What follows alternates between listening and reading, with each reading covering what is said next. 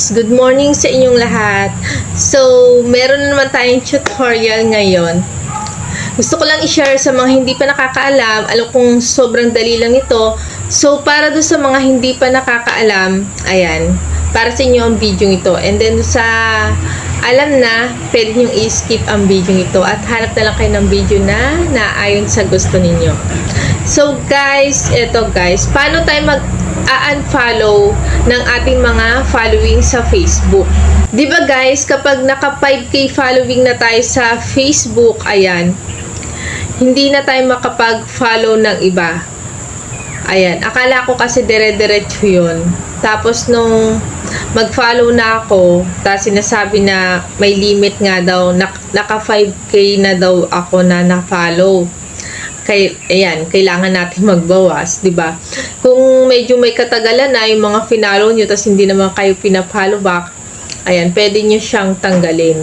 Tanggalin na lang natin. So, mag-follow tayo ng bago, yung mga active syempre. Ayan. So, paano natin gagawin? Dalawang paraan guys ng pag-unfollow yung ating gagawin dito. Bahala na kayo kung saan kayo nadadalian. Ayan guys. So, ayan, mag-umpisa na tayo. Kung ikay bago lang or napadaan lang dito sa aking channel, syempre naman, paki-subscribe ng channel natin and like nyo na rin at syempre, hits nyo yung bell button sa baba para lagi kayong ma-notify every time na may bago akong upload. Okay guys, mag-umpisa na tayo. Let's start.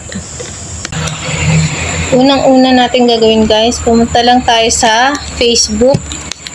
Eto, punta lang tayo sa Facebook natin. Ayan, login lang natin yung account natin dito. Then, punta tayo dito sa profile natin sa kaliwa. Tapos dito sa following guys, eto. Ayan, click lang natin. Then, para malaman natin kung followers natin to, punta tayo dito sa followers. Pero bago yan, kuha muna kayo dito ng isang pangalan dito sa following, isang account. Ayan, kagaya nito, Darwin Bobadilla. So, punta tayo sa followers. I-search lang natin siya dito.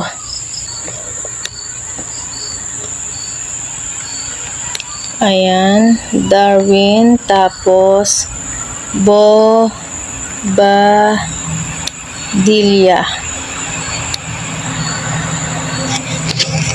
So, pag ganyan guys, ibig sabihin hindi pa natin siya followers. So, balik tayo dito sa following. Then, kung gusto nyo siyang i-unfollow guys, click lang natin tong 3 dots sa tapat ng kanilang mga pangalan. Ayan, kunyari ito, Darwin Bobadilla. So, click ko lang tong 3 dots. Ayan. Then, itong unfollow Darwin Bobadilla. Ayan, click lang natin yan. So, pag pinindot natin tong 3 dots, magiging follow na siya. Ibig sabihin na unfollow na natin siya. So, ganun lang gagawin natin guys dito sa mga susunod pa.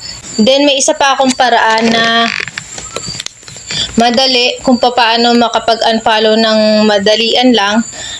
So, punta tayo dito guys sa back muna tayo. Then, punta tayo dito sa tatlong linya. Ito, sa kanan. Tapos, click natin itong setting and privacy. Then, setting. Tapos, scroll down lang. Tapos, dito punta tayo dito sa content preference. Click lang natin yan. Tapos, tong unfollow. Ayan. So, lahat ng pages na sinalihan ninyo, groups man yan. Ayan. Tapos, yung mga pinalo nga ninyo na hindi naman kayo na follow back. Ayan. Dito nyo guys sila lahat makikita. Ayan. So, pwede nyo na siyang i-unfollow dito guys. Madalian lang. Pindutin nyo lang ito ng pindutin. Ayan. Kapag nakita nyo naman na friends nyo, di syempre wag nyo i-unfollow. Pagka following ang nakalagay sa mga account nila, saka nyo siya i-unfollow. Wait lang. Hanap tayo guys.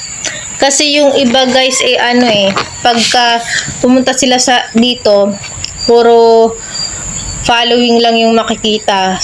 Sa akin kasi, makikita mo kung friends mo sila o hindi. Tapos pag following, kagaya nito, Edelin's Sandag. Ayan, following pa yung nakalagay sa kanya. So, pwede natin siya i-unfollow. Ayan. Pindutin lang ng pindutin yan, guys. Ganun lang kasimple, guys, mag-unfollow dito. Pindot lang kayo ng pindot. Wala nang kahirap-hirap. Basta pindutin nyo lang yung pindutin yan. Wala na kung ano-anong pipindutin pa. Wala nang keme-keme. Kapag nakita nyo yung unfollow na ganyan, tapos following nakalagay sa ibaba ng account nila, ayan, pindutin nyo lang ng pindutin yung unfollow, guys. Then, okay na yan. Then, pag nag-back na kayo, guys, ay wala na kayong ibang gagawin. Ganun lang, guys, kasimple. Ibig sabihin, yung mga in-unfollow nyo dito, kapag nag-back kayo, yung mga finallow nyo, ay mga na-unfollow nyo na. Kasi, di ba, may limit yung ating, kapag yung following natin, kapag umabot na ng 5,000, ganyan, 5K, hindi na tayo makapag-follow. Ayan. Yun din ang problema ko, guys, minsan. So, back tayo. Ayan, ganun lang, guys, kadali. Yun din ang problema ko, guys, yung pagkakaroon ng limit na ganun, no? Kasi pag nag 5K na siya, hindi na tayo makapag-follow ng iba. So, rin kasi sa challenge meron tayo doon kailangan mapunuan na followers. Kunyari, kailangan natin maka 50 followers. Tapos paano natin gagawin yun kung hindi naman tayo makakapag-follow, di ba? Kasi nga may limit. Hindi na tayo makapag-follow kasi nga nasa 5K na yung ating following. So, ganun lang, guys. Sana nakatulong ang video ito. At kung nakatulong, guys, huwag kalimutan mag-like, share, and subscribe. Ayan, guys. Then, kung may katanungan kayo sa video ito, don't forget to comment down below. Ayan. Then, syempre, kita-kits na lang ulit tayo sa sunod kong video. Ayan, guys. Salamat sa panonood. Bye-bye!